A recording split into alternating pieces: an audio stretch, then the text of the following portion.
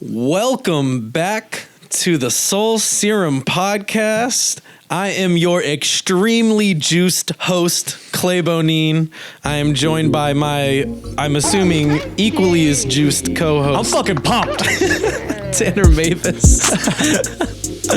And we are fucking back, and this is the first episode that we've recorded since we released the first episode. We also, by this time, have released the second episode with Pango, so if you haven't listened to that, you should go listen to it. No ums. It's on the sign over here.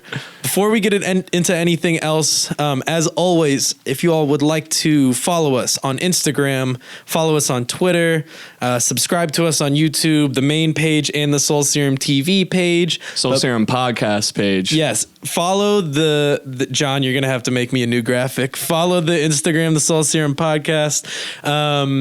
And join the Discord too. Yes, that's Please what join I was the Discord. For. The Discord.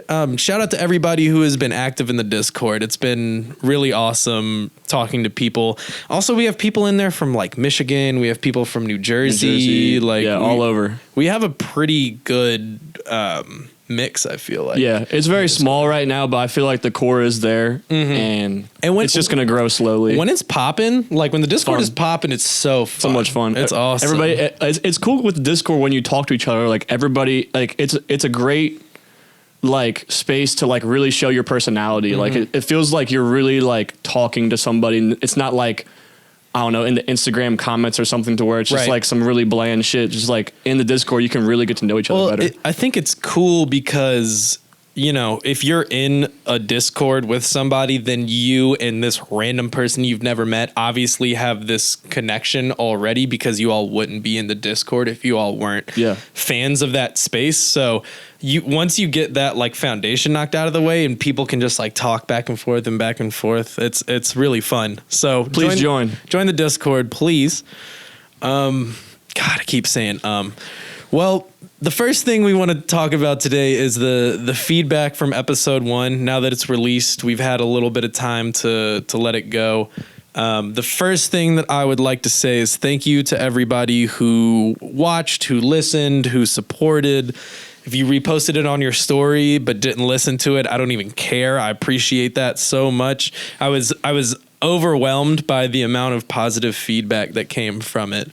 And I just want to say thank you to everybody. Seriously, we did 100 views on YouTube in the first day. I think the first day of streaming on Spotify, we did like, I think, was it 50? Yeah, something like that. So right around 50 streams, which was just like way more than I expected, to be honest. I didn't think we were going to get like 0 streams, but I was just blown away by how well people took to it and how many people gave it a chance. People are more tuned in than you think, bro. Apparently, man. That's what's cool about joining like the Soul Serum team and doing this is because like I wanted to do this by myself, but I wouldn't have had that like foundation like of a fan base of people who care for it. So it's really cool to be able to work so hard on a project or a product and put it out and have people like really care about it. Have it to be received well. Yes. Yes, exactly. So whether you are an active listener or a passive listener, we fuck with you. Thank you. Appreciate it. The average listen time, I was looking at it earlier today, was like 54 minutes, and the podcast was like 56 minutes, which is good. Is fucking awesome. I think they're listening to it all the way through. Yeah, I've had people that are my friends that don't even know who you are, and every single one of them tell me, "Yo, like that guy Clay, like he's a very good host. Like he knows how to go through conversation." I feel like, they're like he was kind of made for it. That's awesome. I appreciate it. All right, before we go into a little bit more about the first episode, well, I guess this is related. I know how many likes and ums that we said. I know it's a lot. We have a sign now. Well, I'll cut to the clip unless John, can you get it in that shot? Fuck yeah. No likes, no no yada yadas. That one's really for me. But you know, we were a little nervous on the first episode. I think, like, not necessarily natural. Not nervous, but it was our first episode. We weren't in the groove of it. I think it's just anxiousness. It's not really right around minute 25 or 30. You can tell we have relaxed and get into it. So I know that we had a lot of likes and yums. We have I just said yums, likes and ums. We have a sign for it now. It's in our face. We're going to do better about it. It's natural. You know, give us some time. Give us some time here. But in that same regard, though, what did you learn from the first episode, really? I learned that me and you have better chemistry than not that I thought that we didn't have good chemistry, but right. I feel like me and you work very well together on this podcast, and we're only going to get better together. I think the interview that we did that we'll be releasing next week with an artist that we're not going to name at the moment. We might plug it at the end. But that one, I went back and listened to the audio for it, and it's fucking so good. Like, really? It's, like just like conversation wise, like us three, I think it worked really well. And I think that is a testament to our chemistry, which I agree with you. Like, not that I thought that we wouldn't or anything, but it showed up. I thought it was very apparent, you know, that we worked well together on the podcast. Agreed. As far as what I learned from the podcast, don't say don't say like, and I think the conversational aspect of it is why people come, but we also have to make sure that we are still on a path of the conversation. You know, tangents are great. That's what this is made for. But keeping that train chugging in the podcast, I think is eventually I want to get to this point to where we have 4 or 5 segments for every single episode that are segments that listeners really want to listen to and tune into, that because they're getting some type of value or discovering new artists in some way, and so that, you know, it's just really straightforward, to the point, boom, boom, boom, boom, knock it out, bam, bam. Right. The last thing I really wanted to say about the feedback from the first episode is we're open to suggestions. You know, if anybody out there has any ideas about, you know, our editing, our set, filming, whatever, please, we're not gonna be offended by it. Let us know, because this is our first time doing this. We're figuring it out. And when you get, as any creators know, when you get so wrapped up in your own work, you start to forget what the goal is. And I will just lose sight of certain things, and like in our group message, sending certain things, and then you and John are like, "No, it's cool," and I'm like, "Oh, that's right. I'm just super wrapped up in it, and I can't tell. I can't get myself out of it." So, if anybody has any suggestions, please holler. John will be the first one to tell you. He'll just go, "Nah." Straight up. Earlier today, he said, "Nah, LOL." Nah, LOL. Nah. We're doing it this way. It's all right, John. All right, cool, John. Appreciate it. So what have you been listening to this week, Tanner? What have you got? What do you got for us? There's a lot of music that dropped this week and the past week that I've been listening to. I'll tell you what I've been on recently. Is the new, well, by the time this comes out, I guess it won't be new, but the new Travis Scott single, Franchise, with Young Thug and MIA. Dude, awesome. Probably the hardest Travis song I've heard in a while. I think that beat and that song is harder off of anything off Astroworld. The way that beat opens up with that distorted 808 hit, and then the gun sounds, and you just hear trap. It's so fire. So good, bro. And people were talking shit about the MIA feature. I fuck with it, bro. I fuck with it. I think it's hard. The first time, which I feel this way with features sometimes. I actually felt this way with the nav feature on Yosemite on Astroworld. Is the first time I listened to it, I'm like, why is this here? Like it feels a little out of place. Yeah.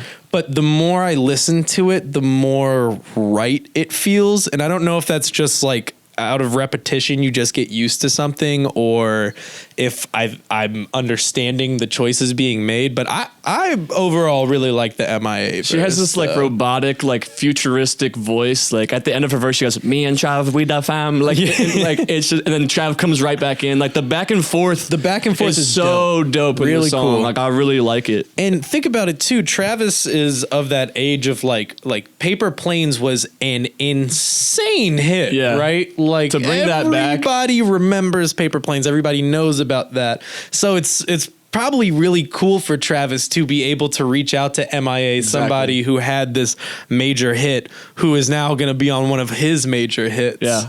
Didn't he? So he announced, I admittedly have not watched that new interview with him. I think it's him and Zane Lowe. Zane Lowe, come on the show. I love you.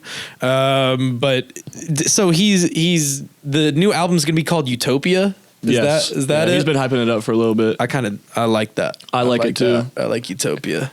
Other than the new Travis Scott single, I've really been on a Young Dolph kick again. It just somehow Young Dolph always creeps back into my life. I don't know He's how. so hard, bro. So hard. You gotta wake up and have like your cup of coffee and drink your coffee to some Young Dolph. You're gonna have a great day, bro. He really knows how to like do the motivation speech through his raps. I mean, I'm not a millionaire. I don't own many Lamborghinis and Bentleys and whatnot, but I feel Dolph when he's telling me to like be a better person and work harder and make more money. I'm like, yes, Dolph, I feel you on that. He has that ability to relate that, to shine. If you through. ever get like down or sad or something, just turn on some Dolph, bro. He'll pick you back up, I swear. He's got that poke your chest out music. Shit, I've been listening to Friday, Lil Peep's Camp just released Hellboy. That's awesome. And like that was such like a transformation in my life personally.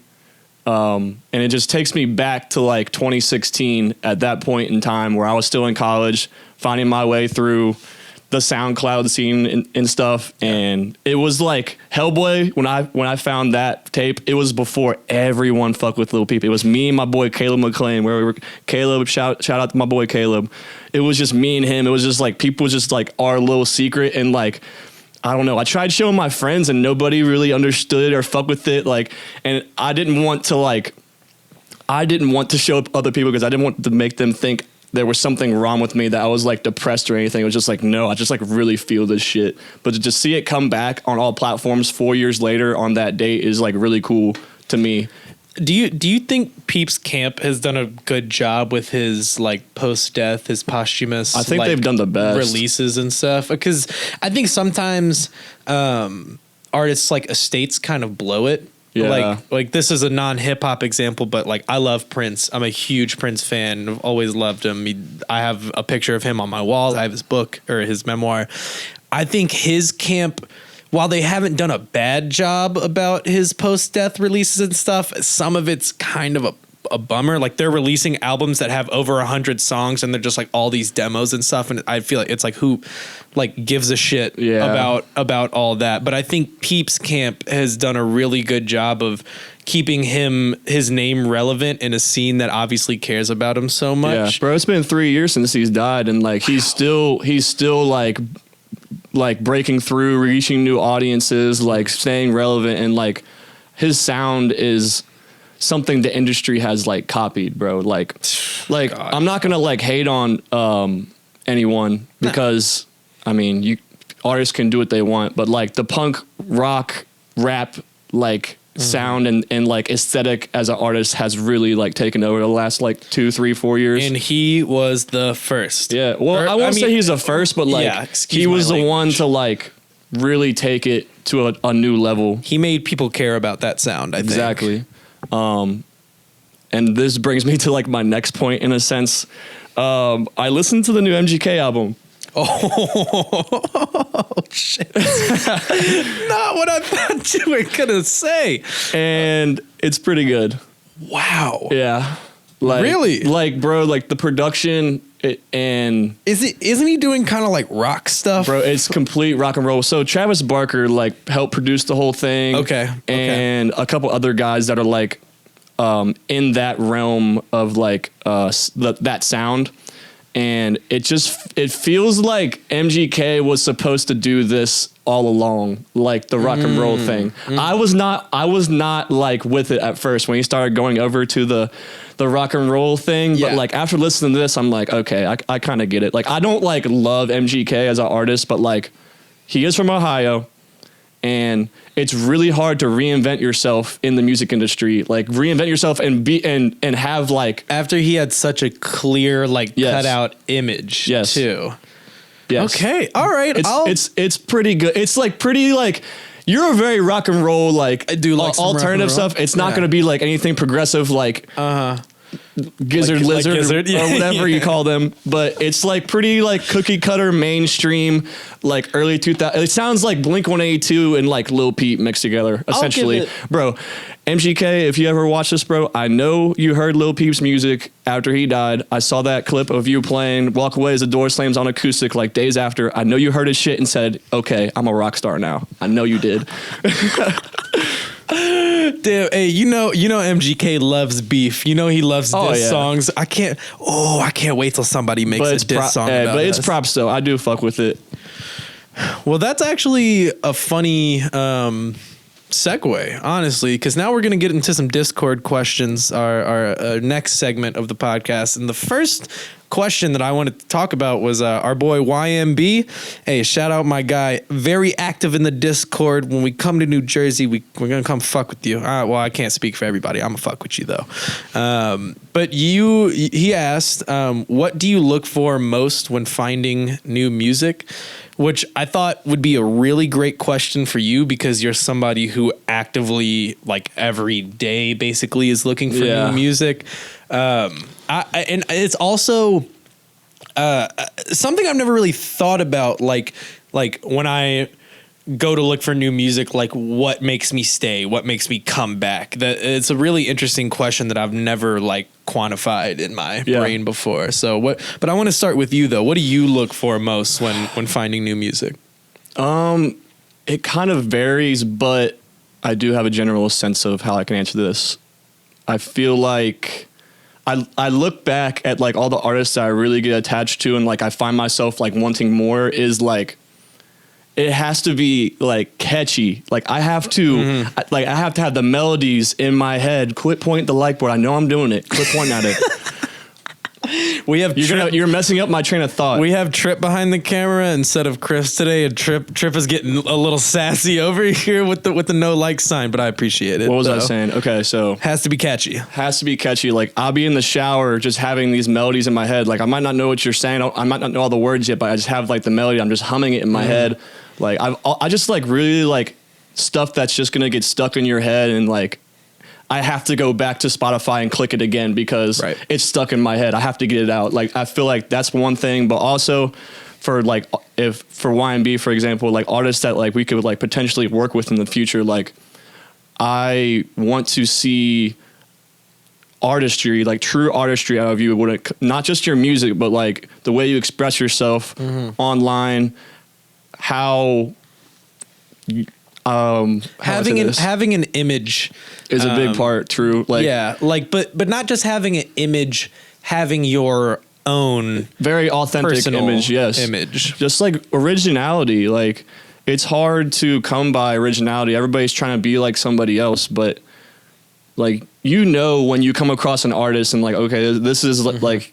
This is different. I'll never forget the first time I heard Don Tolliver's voice on Astroworld, and I immediately was like, who the fuck is this? Exactly. Because I had never heard anybody in the hip hop space sound like that. Yeah. You know, he has that. I think what's the name of the album? Like Donnie Womack, which is like an ode to Bobby Womack, like this old soul singer. But he kind of has a somewhat similar voice to him, and that's immediately what I thought. I was like, who the fuck is this guy who sounds like this old like 1970s ass soul singer?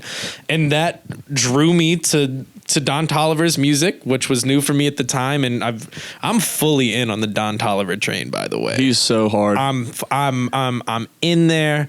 I need merch. I need the notifications for when he posts shit. He's like so hard. I'm in that. I feel like another box that I kind of check off when I check out an artist is like your engagement with your fans. If you have fans, but like if I see there's a lot of comments, people like engaging with you and you're engaging back, like I see like a community that's going on here, then like it's something that I want to be a part of and like exposed to like our community. Like I see our videos or podcasts or whatever as a collab every time. Like I want to cross over our fans or our audience with your audience. It's like I want us both to have this like mutual exchange. We always talk about this like exchange, so where artists bring something to the table that we want to be a part of. And For sure. all those things that we talked about, all those boxes we check off, like I want all those checked off before we decide to work with you. I think you pretty much answered the question the same way that I would. I think the catchiness for sure is like if I just like have something in my head, and I'm like, I have no idea what this is, but I have to find out this song. That is huge for me. The image and originality is huge. I will say the only thing that differs for me, or not differs, but the thing that you didn't say that sticks out for me is I'm always a sucker for beat selection. Yeah. Dude, it's somebody facts. Like I'm better about it now, but I used to like listen to like projects, and like if I didn't like the beat in like the first 10 seconds, I'm like, fuck this. I'm not listening to this shit. But that is always huge. And I feel bad sometimes because like people will show me their music or something, and I'm like, yeah, this beat's dope. And they're not the one who made the beat. And I'm like, fuck, that's like not what they want to hear. But that's what I listen for, like that underlying.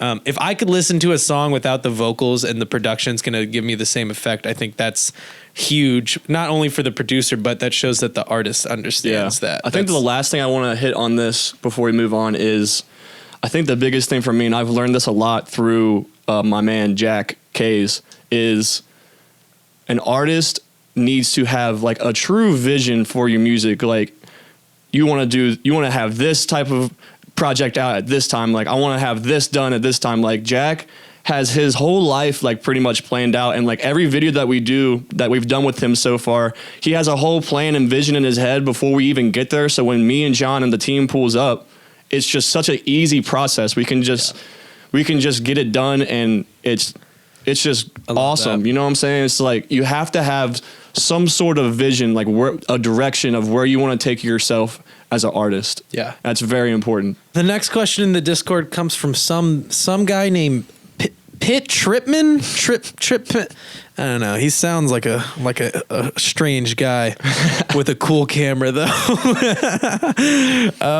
Trip asked us, who are we most interested in seeing live when shows come back, and how do you see shows coming back into normalcy? Which I'm a little bit more interested in the second part of the question, because I feel like my answer for the first question is just like everybody, you know, like I just want to see shows, period. Like it's been a long time. How do we see shows going back into normalcy, dude? I don't know. Because I think even if, like, let's say CDC, World Health Organization, they come out and they're like, hey, this shit's done. Everything's good. Like no more COVID germs. You guys can go do things again. I think people are still going to be super hesitant. I think it's going to take a while for people to get back into, especially concerts, because you're packed in like sardines and sweating on people and especially yelling on people and spitting on people. Like, I think it's going to be really hard for shows to come back at full force into normalcy. Because how can you, from my perspective, it's like, how can you trust going back to shows after you just weren't able to have shows for like, you know, a year or so or whatever. Yeah. Like, I think we will be lucky to have shows back by next fall. I really Yeah. do. I think Yeah. it's going to be a process. Seriously. And Live Nation is like the biggest like company that does like all the tours for all your favorite artists. Like they're the ones that are calling the shots right now, and like there's Yeah. nothing even in the near future that's coming. So You know what I think spring 2022 is when we'll actually like see tours coming back. Mm-hmm. As bad as that sucks, that's just what I think. And I have talked to people that are in like the industry that are saying the same thing. Yeah. Like we will be lucky. Because the thing is like, let's say fall 2021, CDC, World Health Organization, comes out and they're like, oh, we're good. Everybody's cool. Yeah. Go do your shows again. People are not going to go to concerts that fucking weekend. Yeah. Like, it's going to have to take another couple of months of people feeling normal in real life. I don't know, man. I believe you in a sense, but it's like mob mentality is such a thing. Like if True. a bunch of people start going to shows and like they have a good time, people are going to want to start going. Yeah, that's so true. You know, That's a like good people just point. follow what other people are doing, especially Yeah. around here. I feel like I'm sure it's just everywhere too. You know, I have seen people doing. There's this one band I follow, Oregon Space Trail of Doom, which like I know how like crazy that name sounds. They're not like that heavy, but they're kind of in that King Gizzard realm, sort of. But I saw recently did a show at like this outdoor like event area space, and it was very much socially distanced. Like there was like obvious like marked off sections for like one group here, one group here, one group here, and they're on a stage way far away, like up above everybody. And I don't know, from the photos I saw, it looked like a pretty good turnout. So and comedians are doing like these drive-in theater shows and I think that's a fucking fantastic way to get around the social distancing thing. Yeah, but it's a comedy show. You know? True. Like, yeah. I do not want to go to a rap show and be quarantined in one space. Damn. Good fucking If I'm going point. to see Uzi, I'm pushing myself up to the front. That's the and I'm point. getting That's the point I'm of the getting live as close show. as I can as possible, and I'm moshing. That's why you go to live shows, to experience music with other We people. can set up a mosh pit in our little quarantine, bro. Like all 6 of us, we can just get real lit in there, start pushing each other around. Bro, the mosh was crazy at the drive-in show. Our cube was crazy, bro. Like we were going nuts. People are gonna argue. We About, were 1,000 feet away from Uzi, but dude, it was so sick. Oh my god. Uzi jumps off of the stands just onto flat ground, not into a crowd. And then Uzi has to come around to like each cube to like interact with all of us, and we're just like, Uzi, come to our cube, and I don't want him to skip us. Oh my god. Yeah. So I hope spring 2022. That seems like a very fair, realistic time. I think the most realistic time, that's when it will come back, and that's when both the venues in Cincinnati will be built by spring 2022, yeah. and they'll be done. So I think this is a blessing in disguise. So Good when it comes timing back, for them. tours will come back to those venues, and this area especially will be a lot more vibrant. Yeah. As far as the music scene goes. The last Discord question we want to do is from our boy JBest2. He asks top five artists of all time for each of you. I'm going to just go ahead and say this now and address this. I hate top 5 and top 10 lists because everybody's is different. Music is subjective. It's like, what are we talking about? Are we talking about top 5 lyricists? Are we talking about top 5 lyricists and cultural impact? Are we talking about my favorite top 5? What are we talking about here? I think, but he does qualify it a little bit. He says top 5 artists of all time for each of you. Yeah. So I'm taking that as like a personal favorite top 5 artists thing. How about we answer it like this? Like the top 5 artists that you play the fuck out of. Like you literally like just play the shit out of their music. Let's do that. This is off the dome, by the way. I have like a ghost list in my mind, but this is off the top of the dome. People are gonna hate me because I'm gonna put like 3 or 4 artists that are like popping right now. Yeah, but I mean, recency bias is a real thing, though. Yeah. I will say just straight up, Future. Damn. My toxic masculinity king, Future. My fall dressing king, Future. Future, Thug.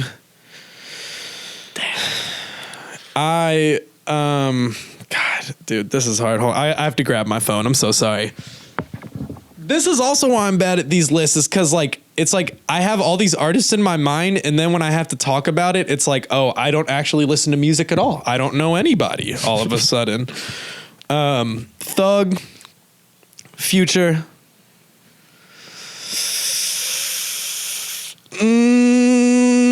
I gotta say it. I gotta say Drake. I gotta put Drake on there. Have to.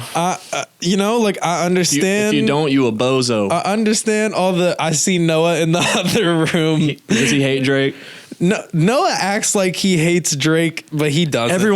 Everyone went through the phase that they act like they hated Drake. Like, I did the same thing, but we all come back, bro. We all come back. Future, eventually. Thug, Drake, Playboi Carti. And just because I'm feeling funky, I'm going to throw in a non-rap answer. And I know what you're thinking I'm going to say, but it's the fucking Beach Boys, bro. Nice. Pet Sounds. If y'all want to listen to some beautiful, artistic, just incredible music, go listen to Pet Sounds by Beach Boys. It came out in like 62 or something, but it's just like beautiful. It's that album, Pet Sounds, is the first album I ever listened to. It was like, oh, music is art. Okay, yes. I get it now. Like the way that they did that. I'm not going to get into this tangent, but go listen to the Beach Boys though. So with that being said, top 5 artists for you. All right, first one, easy, Kanye.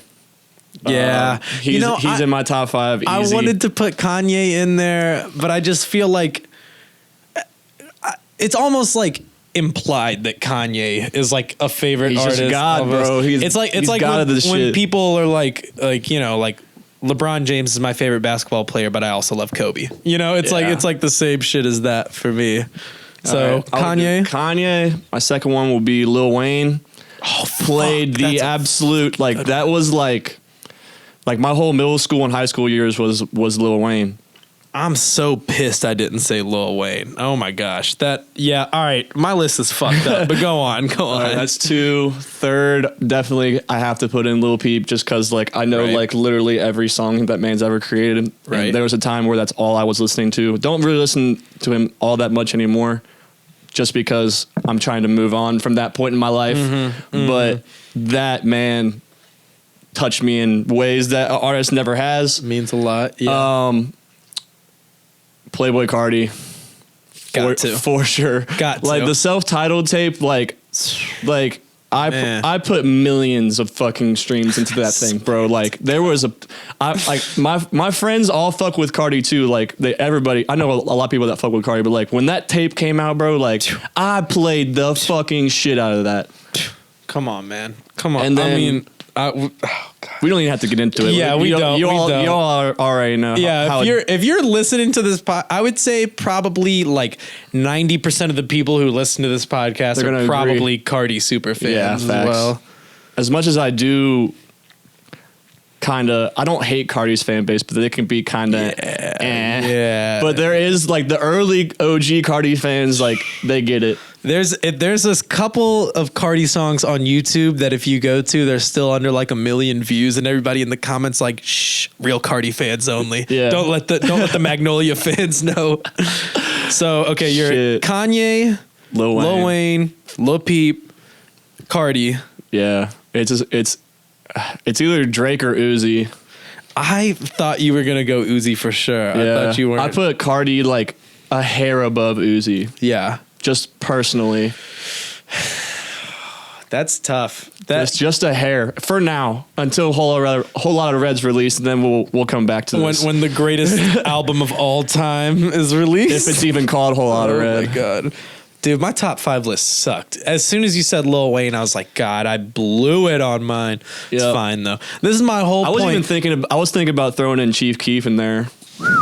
Chief Keef is not a top 5 for me. He might not be a top 10, but he's definitely top 20. I'm just talking about like most listened to that I listen. Yeah. I would not put him in my top 5, like just like a top 5, but like top 5 artists that I just play the shit out of, like to this day still. Yeah. Thank you, Jay Best, for the question, but nobody fucking ask us top 10 or top 5 lists anymore. Never again. Unless you come with a very specific set of qualifiers. You ask me that same question again in a month, it's going to be a whole different list. Way different. All right, last segment that we got for you guys today. This was going to be an ongoing segment that we also kind of want to get involved with on the Discord. It's called Hot Takes. This is something I did on Clay Bonine Presents the Culture, and at the end of every episode, I would give a hot take that, you know, might sound absurd, might be crazy, but that's the point of a hot take. It's not supposed to be like, Kanye is good, you know? That's not a hot take. Everybody knows that. But we want you all to drop some hot takes in the Discord so we can have a conversation about it and react to what you all think. I'm going to start with my own personal hot take. I think DaBaby is going to be irrelevant in the next year. Damn. 2 years at the most. And I know that he's this huge artist. His album just went crazy. All of his albums go crazy, but we can only take so much I low-key of agree. DaBaby. Like, and I actually think a lot of his music is dope. I mean, to a certain degree, for like what he does, I think his music is dope. But like, dude, we just cannot. At a certain point, it's got a plateau. Like we can't keep getting the same album, bro. We can't. I agree. We can't do it. Like, so I think I don't want to say that he's going to be totally like out of the rap game or anything, but I don't think people are really going to care about DaBaby in a year. Mark my word. Check back with me on October 5th of 2021. Mark my words. If DaBaby ain't popping, then you heard it here first. I can't wait. Yo, I'm trying to get somebody to make a diss song about us, bro. I'm trying to get DaBaby to make one. I'm trying to Fuck get Clay. Fuck Tanner. I'm trying to get MGK to make a diss song about us. I can't wait for it. Anywho, what's your hot take? I this mean, week? that was gonna be my hot take. Was MGK's album is objectively good. That's still a fucking hot take, though. That's awesome. In my opinion, it's good. Like, I don't know. I just see like I feel like that's the music. Like after Peep, after Juice World, like that punk rock shit is making a big comeback, especially with the crossover with rap music. It just feels like something that a lot of these kids just want to listen to it. Granted, it's going to be a lot of kids, like not people our age that are going to be banging the new MGK album, but like as far as the kids, like I feel like that's like they're going to like it. If not, they already do. The Venn diagram of MGK fans and like ICP fans or like MGK and Eminem fans, I feel like is pretty large. And I think that's going to be a lot of the people who listen. I'm just talking about just listening to it with your eyes closed. Don't even look at MGK, what he looks like, his past, just anything. Just like listen to it like you've never heard of this man before. I think I'm going to have to run it, man. I value your opinion, and this is not something that I really thought. That was my hot take, If bro. somebody yesterday came in my house and was like, "You're gonna be talking about the new MGK album tomorrow," I would have been like, "There's no fucking way." But I value your opinion, and I'll listen to it. Yeah, I'll listen to it. He is a cornball, but good job, man. You got me to tune in. This is the second time this is our third episode, and this is the second time we've brought up MGK on the show. Have we really? Last episode when we talked to Pango, I talked about the Young Thug concert, and you asked me if I saw MGK before. Yeah, well, we saw MGK at Rolling Loud, and like he was like after somebody, and we left because we didn't want to see MGK. We went to another stage because we wanted to see somebody else. Yeah. So like I've never been like really interested since like 2011 or whatever when he first came on. Yeah. Because he was from Cleveland, but hey man, this is for you. Yeah, but I don't know. I just Young Thug said he was a good performer, and like I feel like that Young Thug like saying that kind of like I was like, okay, maybe I have to tune in since Young Thug said so. Thank you, Jeffrey. Appreciate it. Thank you, Dad. Well, I think that's all we got for this week. Yeah, I think that's it. What time are we at? Let's plug our socials again. Damn, that is good. We are right on time. I'm sorry. Go ahead. Let's plug our socials again. Make sure you join the Discord. Boom. Follow us, Soul Serum Podcast. Boom. Main account, Soul Serum. Boom. Twitter. Subscribe, please. Subscribe to our Soul Serum TV and subscribe to our main channel. Yup. We got like 4 music videos coming out Yup. this month. next 5-6 weeks. Johnny B been working crazy hours. Every Monday we're releasing a podcast. We might get more frequent with it as we go on, but like for right now we're gonna stay on schedule. Monday like noon every week. Monday at noon every week for sure. If you all want to see anybody specific on the podcast, tell them come fuck with us, come holler at us. We got a lot of people in mind that we want to interview, but like we do want to hear from you guys. Yeah, absolutely. Well, with that being said, I want to say thank you again, everybody, for the feedback from the first episode. Hopefully from the second episode as well. I really appreciate everybody listening and what everybody's been saying. I am Clay Bonine. I am Tanner Mavis. Thanks for listening, y'all. See you next week. We out. Yes, sir.